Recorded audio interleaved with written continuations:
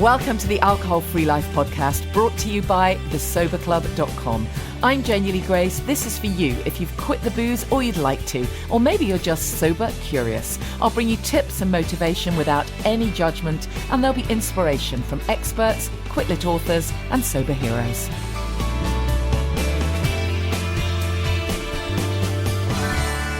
Hi and welcome. This is Janey Lee Grace with the Alcohol Free Life podcast, and I hope you're doing okay wherever you are, and however you're coping on week. I've lost track. Is it 5? I think. Anyways, it's been a reasonably okay week. I've actually been so busy. I haven't had time to ruminate too much.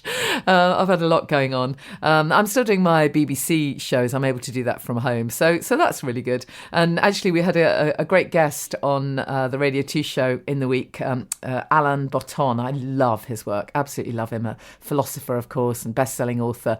And he's great at sort of giving a sense of perspective on everything. And during the interview, he was sort of sharing that something that I've been saying a lot lately, in that, we should not be beating ourselves up at this time. We should not be telling ourselves that we need to do stuff if we don't feel that we want to, basically. And he gave us this little kind of 6-point plan to help us reduce anxiety that we might be feeling. So number 1, he says concede. So accept, don't try and fight the current situation. Number 2, love. Hold out a hand to other people who are scared and confused. We know about that. Friendships around shared vulnerability, which is really lovely. Number 3 is serve. So take a holiday from the grueling search for self-fulfillment and focus on that more gratifying task of helping other people where you can. Yeah, I love that. I mean, what's my thing? Reach out to someone else, because acts of kindness bring more to you than they do to the recipient. So I love that, number 3. Number 4 is interesting. Pessimism. It says gain peace of mind, not by expecting the best, but by scoping out the very worst and make yourself at peace in its grimiest corners. Now, there's something that we don't say very much, do we? That's something my old dad used to say. My late dad used to say, "Oh well, if you always expect the worst, then how bad can it be?" I must admit, I can't buy into that. I would say be realistic. Of course, be realistic, but actually, I would say always expect the best. There you go, Alan. I disagree with you for once, but the others I love. Number 5, laughter. Laugh at the absurdity of the situation we're in, and insist on defiant humour. And number 6, I totally 100% agree with. Small pleasures. Take all of this one day at a time and keep a special place for modest pleasures like the sight of flowers, chocolate and the sunshine. And that's so completely true. Alain runs the School of Life, by the way, if you haven't checked out his work before. He's absolutely awesome. I love the stuff he does. And he's totally right. The small pleasures. How grateful are we for the sunshine? It's been amazing this week. It's meant that I haven't got anything like as much done that I've been telling myself I should be doing. But as I say to you guys all the while, we have to stop the shoulding. I have some great guests for you this week. We've teamed up with Binary Drinks. This is this drink that I mentioned to you a while ago because it's so unusual. It's a really unusual alcohol-free drink. So I'm going to be interviewing Danielle Bekker from Binary Drinks. We're going to be talking about this unusual sort of concoction that's really lovely, refreshing alcohol-free drink to have in the sunshine. And then before that, I'm going to be speaking with Dr Aric Signman. Now, he is... gosh, how do I even begin to describe him? Well, I'll describe him when I introduce him on the interview, because obviously I pre-recorded it a week or so ago. But I've known Aric for a lot of years. I've heard him speak many times. Most of his work is around parenting, aimed at sort of parents, and he does talks in schools and stuff. He's really has a unique take on everything and is a scientist. So, he spends his life researching the stuff that he talks about. So he's a fascinating guest, and he's going to be talking about alcohol and the role that alcohol plays in the lives of teenagers. And there's a lot there for us as parents, those of us who are parents, as to how we can navigate the whole issue of alcohol with our kids as they grow up. But even if you're not a parent, don't switch off, because he has some fantastic insights and some really interesting stuff to share. So I really hope you'll enjoy the interview with Aric. Just before that, I just want to let you know as well that I've come up with a little free mini ebook, a PDF effectively, but it's quite fun. It's got some quite nice tips and questions you can ask yourself. So if you'd like a copy of that, it's called How to Get and Stay Sober During Lockdown, well, and beyond. If you go to thesoberclub.com and click on blog posts, you'll see the link there, or you can go to the show notes for this episode. So just check out the show notes and that will give you a direct link there to access the download. Or you can look at the Facebook page, Janey Grace Loves, and you'll see a link for it there. So it's called How to Get and Stay Sober During Lockdown. It won't take you long to read. And there's a few fun graphics on there. And it came about just because I was getting a lot of people saying to me, well, one of two things: either that they're drinking more than they want to. They're normally, relatively okay with drinking, but they're finding it's really ramping up. And of course, we know that alcohol sales are they've gone through the roof, I've heard. So there's a lot of people really, really recognizing that this is not good for their mental health at this time. And then there are a lot of other people who, even members of the Sober Club, who found that after feeling that they're very solid in their sobriety, suddenly the wine witch comes calling, because these are such unusual times. So I thought I'd put a few thoughts down, give you a few little pertinent questions to ask yourself. So it's just a free kind of mini ebook. And as I say, you can go to thesoberclub.com, click on the blog posts, and you'll see it there. Or you can look at the show notes for this episode. Or you can go to Facebook.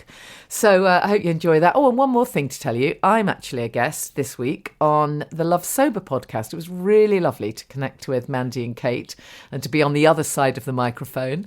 The podcast Love Sober, of course, has been going longer than this one, I think. It was great to be their guest. So have a listen to that if you want to, know a little bit more about my personal story. But also we chat quite a lot about various things in that podcast. You might find it interesting. So check out the Love Sober podcast. Without further ado, then, let me bring you Dr. Aric Signman. He's a fellow of the Royal Society of Biology, associate fellow of the British Psychological Society, and a chartered scientist awarded by the Science Council. He's also the author of 5 books on health and development topics. I first came across Aric when he came to speak at a school where my kids were attending on the tricky topic of kids and alcohol. Welcome, Aric. Thank you so much for joining us. My pleasure. Yeah, I really appreciate it, because you have such a wealth of knowledge around, as you say, health and well-being, developmental issues for children and teenagers. And a book that you wrote a while ago was called Alcohol Nation: How to Protect Our Children from Today's Drinking Culture. Let's just talk a bit about that. Now, that book came out a while ago, didn't it? And I'll be first off, really interested to know the kind of main premise of the book, but then I'd be really interested to know how you think it's changed in the years since the first publication of that. Well, you can tell from my accent that I don't come from England. I'm foreign, I'm American. And if you happen to be a child and I was your parent, in America, I could give you a gun in many states. Many of my friends had guns when I was a child. But Janey, you wouldn't be allowed to have, although you could have a gun, you couldn't have a glass of beer or any alcohol whatsoever until you're 21. You can't have it at home. You can't buy it at an off license. You can't go to a bar or a pub or anything of the sort. I came to England and I came to realize that the legal drinking age in this country is still 5 years old. Is that right? Yes, it is. Wow. We rely upon, parents being responsible and not handing glasses of vodka or whiskey sours to their 5-year-old kids. But you can see there's a major cultural difference. You can't have guns. You can't have alcohol. And the drinking age and the drinking culture is very, very different here. The way I see drunkenness portrayed in dramas, self-medicating adults I could just kill for a glass of wine when they get home from work. It is a very different thing, especially in front of children. Now, there has been a greater awareness of the role of alcohol in children's lives, but there's still a long way to go. And one of the main obstacles I've noticed in the intervening years is this persistent myth, and it is a myth, that the French are experts in teaching how children to drink and to prevent alcohol problems. I lecture at the lycée school, the French school in Kensington, on alcohol to French children and their parents. And they're dismayed that the English have a misunderstanding of the way that they deal with alcohol. Secondly, I suppose the former approach of the French has now been entirely discounted. In other words, by trying to show children how to drink or teenagers how to drink, it isn't just a social learning process. It causes brain changes in addiction areas of the brain, making the alcohol more likely to be addictive, not less likely. And that still persists, that most parents in this country still don't realize that you can't teach your children to drink. And I'll go into more detail if you want, but that seems to be one of the main things, that we can protect our children from binge drinking and alcoholism by teaching them how to handle alcohol in a family setting when they're younger. It's just not true. Yeah, no, absolutely. I'm really glad you pointed that out. It's something that I've mentioned a few times on Alcohol Free Life podcast, is the fact that I went to a talk at my daughter's school. It's a different school to the one you came to speak at. And the conversation was around alcohol awareness. And there was a lot of discussion. Should we give children, these were sort of 12, 13, should we give children, a little bit of alcohol with dinner to get them used to it? And I couldn't actually stop myself. I had to actually say, well, hold on, let's just replace the word for heroin. Would you be giving just a little bit of heroin with the dinner? It's absolute nonsense. But I guess all of this just comes from the fact that, as you say, our drinking culture in the UK is such that it is so normalized. It is, what we do for celebration, commiseration every day, lunchtime, play dates, everything. And so I don't even know what the answer to this is, but over time, have you seen that people are becoming more aware that it doesn't have to be the case for children? I mean, certainly from my perspective, I know that there has been a big movement, a big shift in certain numbers of people recognizing that they can ditch the booze, they can choose to be mindful drinkers or not drink at all. But what about with parents, as you say, teaching their kids? Has anything changed? There has been a slight change, and parents, once they realize, I have to say, the good thing is we know with health education that when the parents love their children, at least most of you do, and that when parents realize there's a new health issue and that they need to make some changes to protect their children, on the whole, they do it. Take a look at passive smoking, take a look at seatbelts and many other things, take a look at sun protection factors and sun lotions. Parents need the information, they love their kids, they make the changes, but the information hasn't been forthcoming with alcohol until recently. There's too much money at stake. Yeah, and the alcohol totally has played a very, very big role in being the main providers of information for parents. And if you want to take expert advice on obesity, you don't get it from the sugar industry, do you? You want to get expert advice on lung cancer, you don't get it from the tobacco industry. And when it comes to alcohol, you shouldn't be taking advice from the industry that makes the product. And that's what we've been doing in this country. And that's starting to shift now, and that's a good thing. Yeah. So there has been a shift, but I can go into really the consensus view on this right now. You rightly said, Janey, if we exchange the word alcohol, teaching our kids how to handle alcohol with, for example, cocaine, would we want our children to be given lessons in sensible snorting at school? The idea being that if you get the coke into them early, they'll know how to handle it. We know that's not true, and the reason is this: that of course social learning is an important thing when it comes to drinking. And it's good that the French do introduce their children to alcohol, not in stand-up sawdust drinking institutions, but in family environments with food and grandparents and so on. All of that's very good, but we're still introducing the children to something which is biologically addictive. just like cocaine, just like heroin. And we fail to realize that the social learning doesn't trump the fact that it's still an addictive substance. And the main point is now this. You have, do you have blue eyes, by the way? Yeah. Okay, you've got blue eyes, I've got brown eyes. Our genes gave us our eye color. Janey, unless you get a new eyeball, your eyeball colors are not going to change. That's the way it is. But addiction genes do change. Genes are not set in stone. We didn't know that before. And all of our children have addiction genes in their brain, and we want them to remain relatively dormant. We don't want them to be activated. And by allowing them to have alcohol during their early adolescent years, for example, or childhood, we can switch on those addiction genes, and it makes the alcohol far more rewarding and addictive than it would otherwise be. And that's the reason that experts now want the drinking ages to be delayed, to prevent those addiction genes from being switched on. They use the term, it's activating the neurocircuitry of addiction. And so children's brains are still developing until they're about 24 and a half, 25 years old. The younger they are, the more likely they are to have these addiction genes switched on. And that's why it's important to delay the age at which our children start to drink alcohol. It will have long-term permanent effects on preventing addiction and binge drinking for the rest of their life. If we can just get them to hold on at least till the age of 16. That's the cutoff age they're talking about, bottom line age for having first drink. Yeah.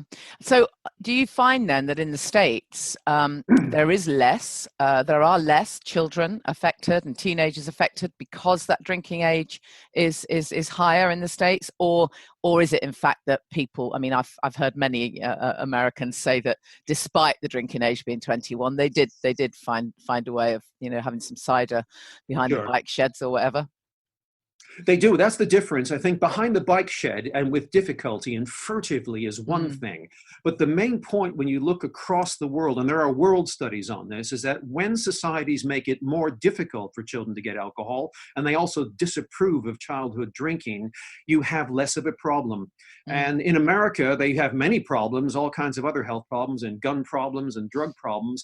Fewer alcohol problems. So for example, tonight, there'll be about twice as many drunk 15-year-olds in this country as there would be in the United States. Not because American children are nicer or more well-behaved. They simply find it difficult to get the alcohol, and the police there are a lot more aggressive about it. The cops, I mean, a lot of people have nothing but bad things to say about the American police. First thing, there's no such thing as the American police. There are 18,000 different police forces. But be that as it may, if they see teenagers walking down the street with a can of beer in their hand, they stop you. And they make a real big fuss about it, and you don't talk back to them. In this country, you can imagine, would you kindly mind placing the alcoholic substance in the local rubbish bin? It's a very different culture. And that does make a difference in terms of alcohol consumption and ultimately alcohol problems amongst teenagers. Yeah. I mean, this thing about the age, just to stay with that just for a moment, I remember that when I came to your talk many years ago when my kids were young, at that point, I was still drinking. And so I was, listening to the stuff you said very much on behalf of my kids and how to parent them responsibly. But I remember that you said, and you said this to the kids as well, and I think it hit home. You actually said it is scientific that this will mess with your head, and at least till the age of, as you say, 20, 22, 23, whatever. And I don't know that many adults are aware of that fact. Actually, I don't know if we realize that. No. That we aren't our brains aren't fully developed until that point. In fact, there's new evidence that's not fully developed till the age of 30, but be that as it may, one of the things that people don't fully take on board is that it's similar, funny enough, when I talk or publish medical papers on recreational screen time. People view drinking or computer gaming or social media purely as cultural phenomenon and arguments between generations, young people who like social media and old people who don't, or young people who like to get hammered and old people who don't want them to because it causes antisocial behavior. All of that may be true, Janey, but there's also a neurological dimension to this, which you rightly say people are not aware of. It's all about brains. That's why governments and the World Health Organization, the British government, the American government are all saying, please don't drink until you're older, and please don't ever binge drink, because the effects on the brain are now measurable. And that's why we're making a fuss about it. It's not because we don't want antisocial behavior. That's a different argument. Yeah. It's because it may cause changes which may be permanent in our children's brains. Yeah, absolutely. Tell me more about this concept of the addiction genes that we all have. I mean, believe it or not, and it sounds to me, when I say it now, it sounds bonkers, but I genuinely didn't think of alcohol as being addictive.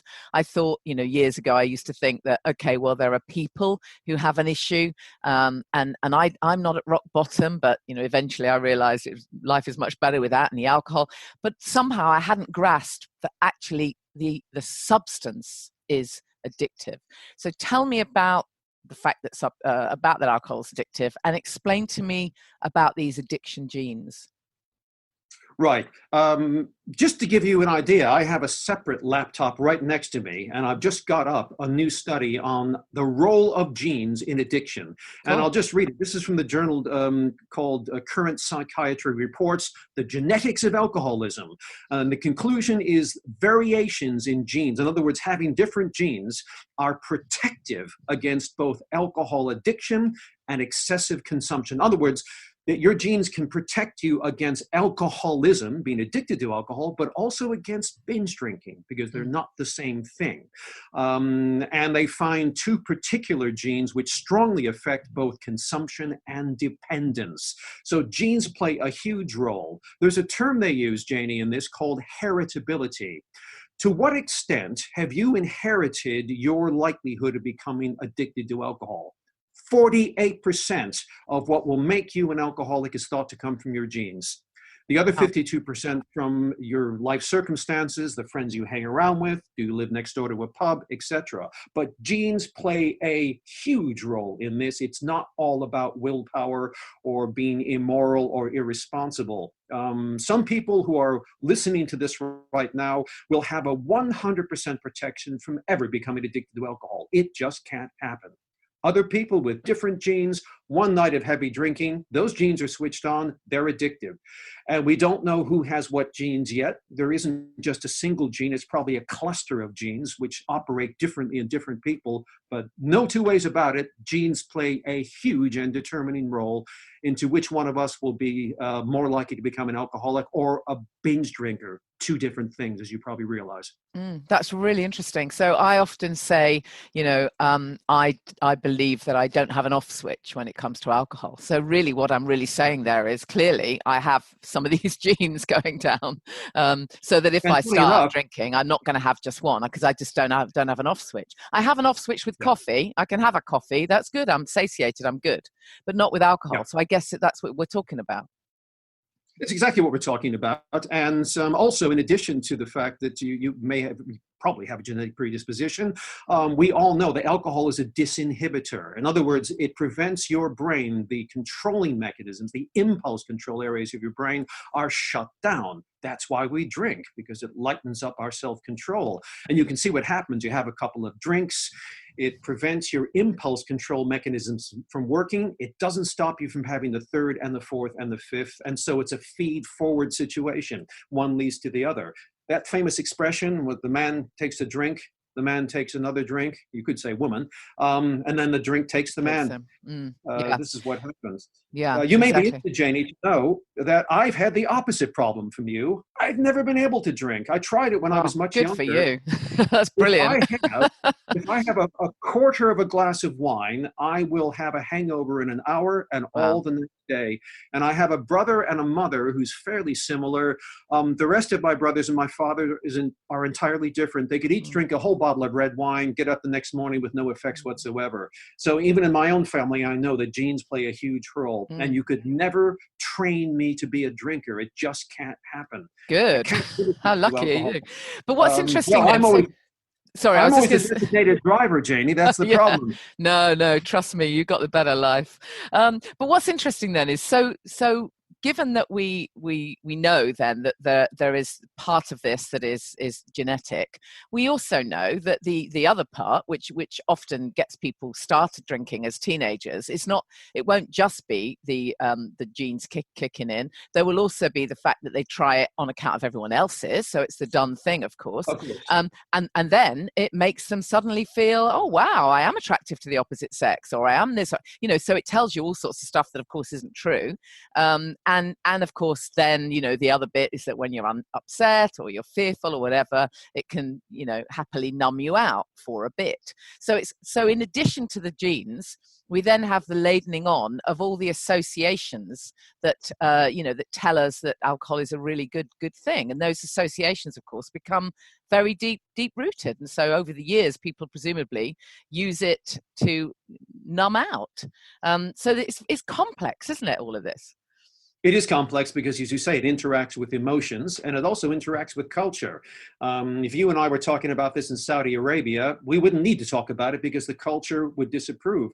And even in other countries like Turkey, which are, for example, Islamic countries, but are very Europeanized compared to others, even there, you don't see young people staggering around drunk on a Saturday night. Not because it's against the law. You can buy alcohol because culturally it's considered unacceptable to be slaughtered.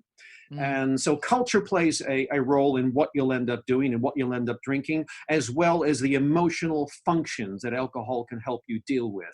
Yes, it is complicated. And what we don't want is for our children to learn to self-medicate, to use alcohol because they don't feel confident. Yes, it'll make them feel confident on Saturday night at a party, but do you want them to start relying upon alcohol to make them feel comfortable in social situations? And that's a question I'm going to leave all the listeners to decide whether they want. But you rightly pointed out that it starts to play an important emotional role at key stages of development. And we have to make sure that essentially they can face life without the alcohol, and that the alcohol is a treat. Well, I would argue with that, though. I would argue that alcohol is not a treat at all, and we have to teach kids that, you know, that it really isn't. My point is that alcohol is not something that should be a given way of functioning or coping with the world. That's what I really meant by it. No, I get that completely. Exactly. And wouldn't it be great to live in a world where, you know, it's as normal to choose not to drink as it is to drink, rather than this thing that, again, what a lot of teenagers have to face all the time is that sort of FOMO, isn't it? You know, everyone else is drinking, you're the odd one out. You've got to be quite strong as a teenager to be willing to actually say, well, you know, this doesn't suit me. I mean, I'm sure you've seen the stats, Aric, that actually quite a lot of millennials now are making the choice not to drink. Have you seen that? Yes. Those studies, which is fascinating. There are more kids or young people being willing to say, no, I don't. And when I speak, and most of my week is spent speaking directly to children and then separately to their parents on this. And I say to the children, how many of you here hate the taste of Sprouts? And there's always a few that raise their hand. And I pick on someone and I say, right, you're at a party. Someone comes up and says, you know, how come you're not eating your Sprouts on your plate? And you say, I don't like Sprouts. Good answer. They come back 10 minutes later and say, hey, man, you still haven't eaten your Sprouts. Why not? Read my lips. Are you hard of hearing or just thick? I hate Sprouts. 20 minutes later, he comes back with his mate, quote, peer group pressure. Hey, Joey, look at this Janey guy. She's got a Sprout attitude problem. Hey, Janey, how come you're eating the Sprouts? Well, by that point, Janey, you're not going to say, oh, I'm so sorry. How many would you like me to eat? 1, 2, 3? You're going to take the Sprouts and probably put them where the sun doesn't shine on that person. And children need to understand, and we as parents can help them realize that they don't eat things they hate eating, and they shouldn't be drinking things that they really don't want to. They should feel entitled to say no, and teach our children to have easy, off-the-cuff answers to this. Oh, no, thanks, mate. I've already had a couple. No, I don't feel like it. All the way up to 2 fingers up. No, I don't want to. Read my lips. They need to be taught this early on and to feel a sense of entitlement not to have to drink what they don't want to. And they'll realize that actually there's not a problem. Most people might say, hey, go on, have another drink. And that's it. They don't keep going on and on about it. It's a false fear on the part of teenagers. So we need to help them address this so-called peer group pressure, which I think is highly exaggerated. And some medical studies are showing that parental disapproval and parental role modeling can trump peer group pressure. But we're not hearing very much about that. We're told it's all about peer group pressure, and we're powerless to deal with it. Yeah. I mean, I'd love to know just what any other tips that you would have for parents? It can be quite difficult for for people like me, and a lot of the people listening to this will have been drinking themselves, but then they've stopped. So there's kind of an element of, oh my goodness, how do I help my kids and my teenagers now? Because you can't say, don't you do as I ever did, because kids are going to rebel, aren't they? But by the same token, I suppose, to answer my own question, I suppose you can only hope that they can see the change in you, and you're modeling the behavior you want them to have. Yeah.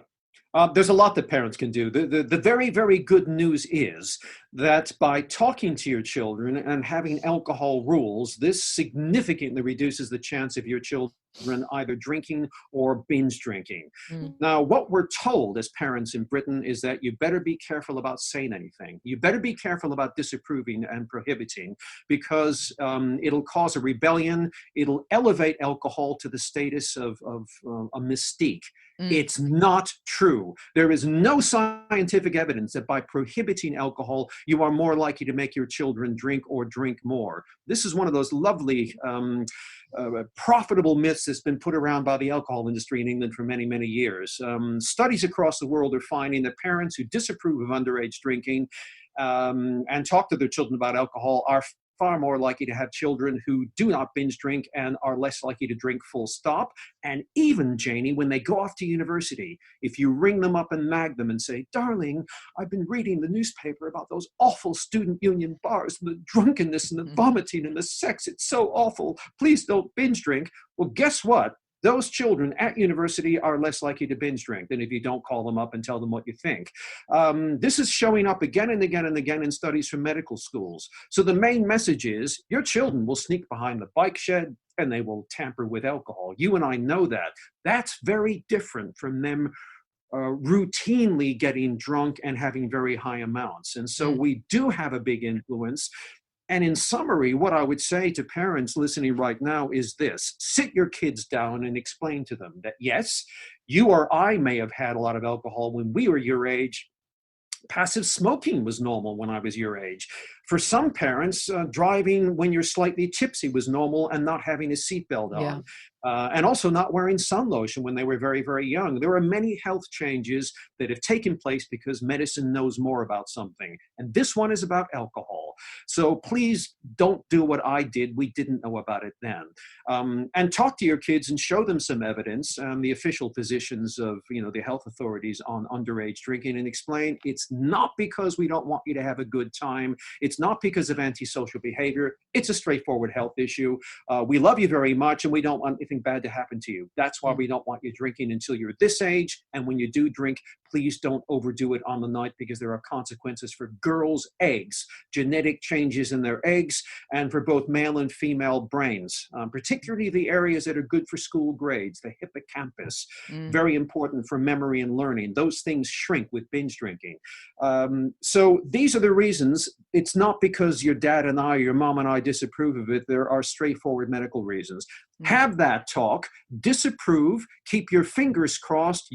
This is England. They're going to sneak behind the pike shed and do it, but your words will temper the excesses. And that's the best we can really do about it. Yeah, that's great. I really appreciate that, because you're absolutely right. There are so many parents that are scared of their own shadow, and they don't feel that any of their words will mean anything. So I really appreciate you just saying, yes, actually, do tell them the truth and how you feel. And do tell them, that you care about them. And I have to tell you, Janey, that absolutely in the number of areas that I do for health education, whether it's dealing with drugs or alcohol or too much screen time or underage pregnancy or sex. Time and time again, the same message comes through from medical schools, quietly studying these things with no money and no corruption. And they're finding the really good news for all of us parents is that we parents have a huge influence on our children. They're just not going to thank us for it. They're not going to say, oh, gee, Janey, gee, mommy, thank you so much for disapproving of my social media, of my drinking, of my Canada smoking. They're not going to say that to you. Their job is to be teenagers, but it does have an influence. So the things we say, the rules we have, and our role modeling are now thought by medical schools to have a huge impact on what our children do, not just now, but for the rest of their life. And that's a very good thing. Really is. So Aric, just give us your website in case anyone's interested. I mean, I can highly recommend you as a speaker in schools, both to my kids remember your talk. You're an incredibly engaging speaker, and anyone who can get this kind of stuff across to kids is fantastic. So just give us your website. Right. It is my name, so it would be aricsigman.com. That's A for alpha, R-I-C. SIGMAN.com. And there's more information about alcohol and other things on that website. Great, thank you. And your book, the book referring to this anyway, is Alcohol Nation. You can still get hold of that. Aric, I really appreciate you sharing this topic with us. Thank you. So for those of you who are parents, or this is a particular interest of yours, I have also recorded 2 other very special interviews with Dr. Aric Signman around children and teenagers, around self-esteem, body image, and around preventing mental health issues. Actually, the stuff he talks about is relevant for us all. So I'll let you know when you can access those interviews. I probably won't run them on the podcast, but there'll be opportunity for you to listen to them separately. So I really hope you'll enjoy those when they come forth as well. As promised, we're bringing you this episode with binary drinks. So check out this interview with Danielle. Sometimes you come across a drink that is just so unusual and you think, I don't know if I'm going to like it, but I love it. And we're talking binary. And I'm really pleased that Danielle Bekker is my guest. And I'll leave you to describe what binary is, Danielle. Just do that first, and then we'll get into a bit about your story. So binary is a very unusual beer because I think, in my humble opinion, I think beer's done a great job in terms of creating great low and no alcohol offerings. And I think some other categories still need to sort of catch up. But if you're not normally a beer drinker and you're not drinking and you don't like things that are bitter, your kind of options are quite limited. So we're calling it the wine lover's beer. Doesn't taste at all like a traditional beer. You sort of have to taste it to believe it. That's exactly it, yeah. Yeah, so it really is a very light and aromatic and tangy beer designed to go well with food, and does really well with people who normally would say, I don't like beer, and then they try it and then they like it. That's exactly my situation. I almost didn't try it because I thought, no, I've never drank beer. I'm not going to start now.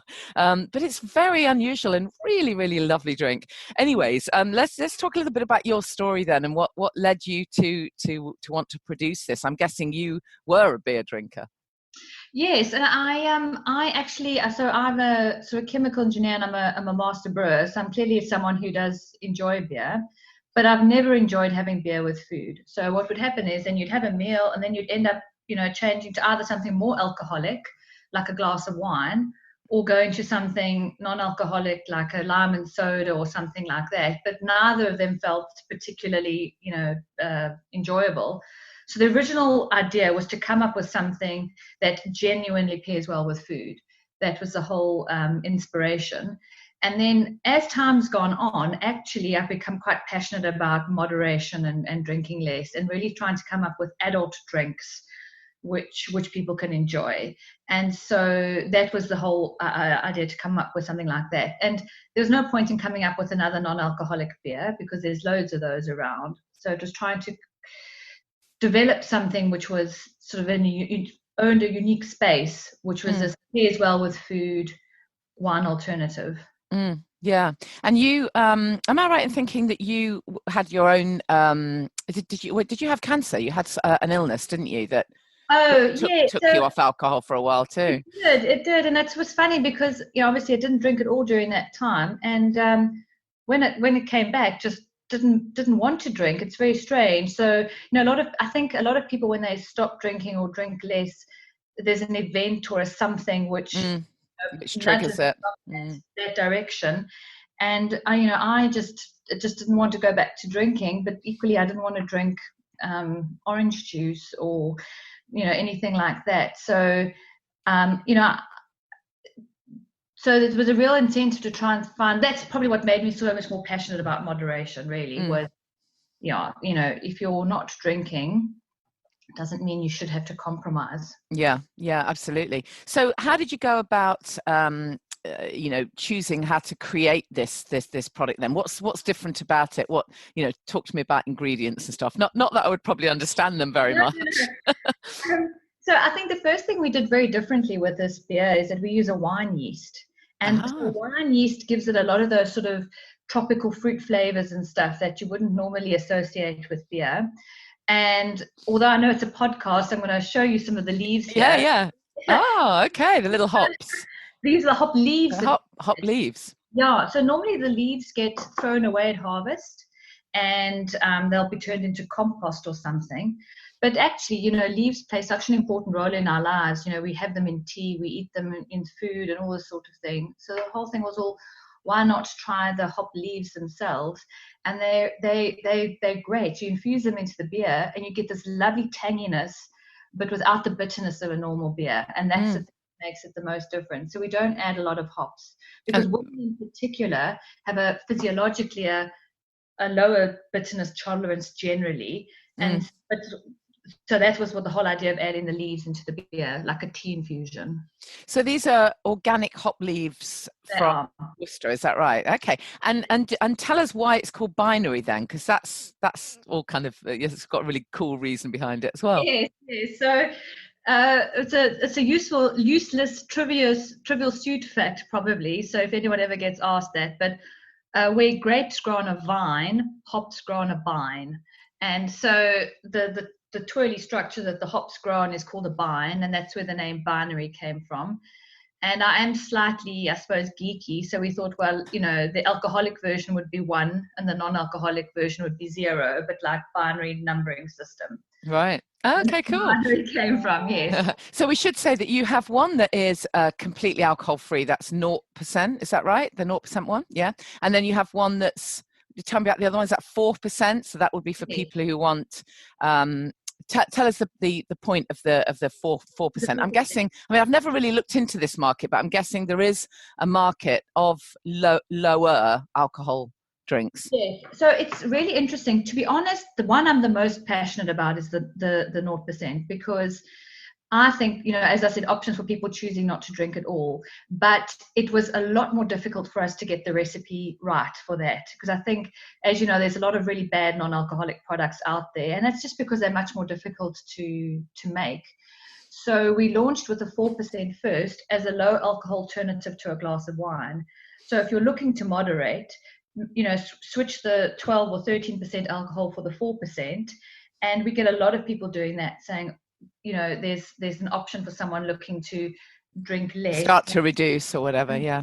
Yes, and start on that sort of journey towards moderation. Whereas then when we launched the 0% last year, it's been fascinating because we had such an uplift in sales in dry January, and we thought that would stop, but it's actually continued. And it's like people start and then they realize, oh, actually this is I can do this, I can drink less or not at all, and sales have continued. Yeah, absolutely. And there's something lovely about it. I mean, your packaging is lovely, the name, that's something lovely about just that cool bottle. It's a great brand. We ought to also say that it's vegan and gluten free. How important was that for you? Because again, I have a few people that I've connected with who've said they want to try the non-alcoholic beers, but they're certainly not all gluten-free. No, they're not. So I think we do, there's a particular enzyme that you can add into beer, which is what most of the commercial beers do, which makes it gluten-free. It's quite expensive, but it's the best way to ensure that you have a gluten-free beer, and each one is tested. And so it's really important for people looking for gluten-free. Vegan, the reason we went for a vegan beer, to be fair, a lot of beers are vegan, but what we did is we had it registered with the Vegan Society, and I can have said, having gone through the process, I think if you see that little vegan logo, it's a rigorous yeah, absolutely. And then and tell us about the kind of calorific value, you know, how because I did notice it doesn't taste as sweet as some you know, alcohol-free drinks. That was my main thing. I can't stand the fact. So my view on non-alcoholic products is, if it's something that my children would be prepared to drink, it's not an adult drink. Yeah, that's a really good marker, actually. That's my story.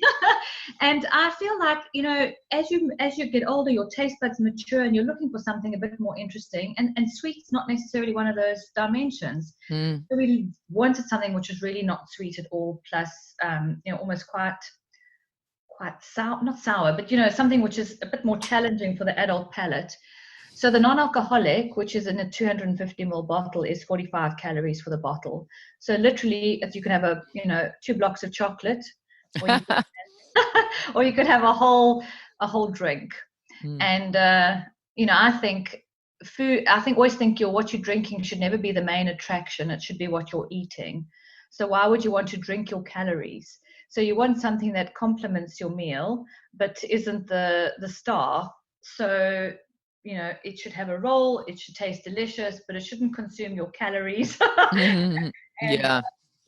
Well, we hear of the classic beer belly, don't we? And people who drink, it can be incredible. I mean, I think many of us forget, actually, just how much you know, we consume in terms of sugar, or what converts to sugar in the body when we're drinking.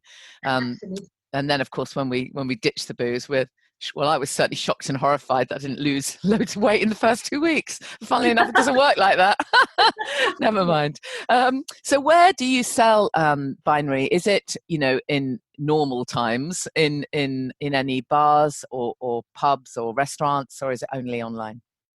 So we found that we're typically doing better with the product in sort of fine dining, food pairing, or sort of high-end gastro pubs, because it really is a beer for food. Drink it out of a wine glass, you know, with the whole theatre and ritual that goes with that.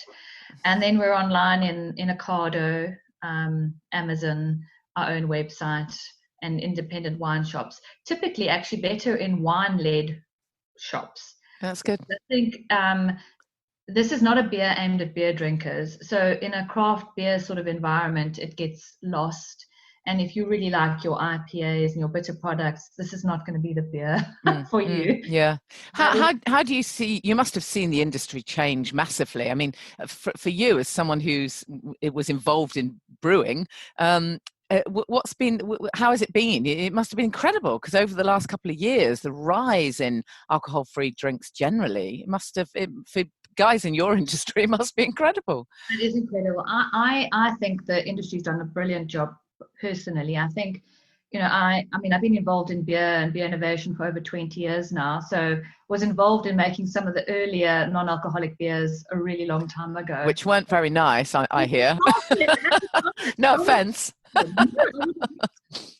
And I think with technology improvements and recipe improvements and all that sort of thing, some of the products that you taste now, they don't even taste alcohol free. They're just a delicious drink. It's not a grudge purchase. And I think if you can move on from something being a positive choice as opposed to a grudge purchase, then, you know, the industry's moved on. And I think when you read some of the reviews of some of the low and no beers online, where people are saying didn't even miss the alcohol, then you know they've done a good job. Yeah, absolutely. I think that's you know, there's a few markets here, aren't there, for you guys, but I think that, you know, one of the most interesting things that I've seen is that, of course, I connect with many people like me who were drinking too much and didn't have an off switch, and something needs to change. So the fact that there are incredible alcohol-free drinks is just such an amazing bonus.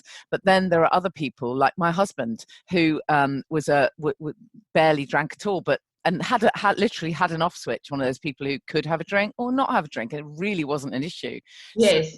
So he wouldn't kind of need to choose to be alcohol free, because it's not a thing. He doesn't even think about it. It's like, do I have to choose whether to stop eating bananas? No, not really, because I don't eat too many. No, yeah. So it was exactly the same for him. But what's been so fascinating is that because there's been alcohol-free drinks in the house and obviously no alcohol, he's kind of started on the alcohol-free drinks and has just decided, well, these are better. So I don't need alcohol anymore, like at all ever. So it's you've taken a market that you probably didn't even know you had, as it were, which is amazing, isn't it? And that's what you're doing, I suppose, with your products. It's a really amazing drink, irrespective of what you're. And I think once we get that right, then the industry is affected. Because I was thinking about even veganism. A few years ago, your options were the Linda McCartney, and exactly. I don't think they're very nice. But now I'm not a vegan, but I try and reduce my meat consumption.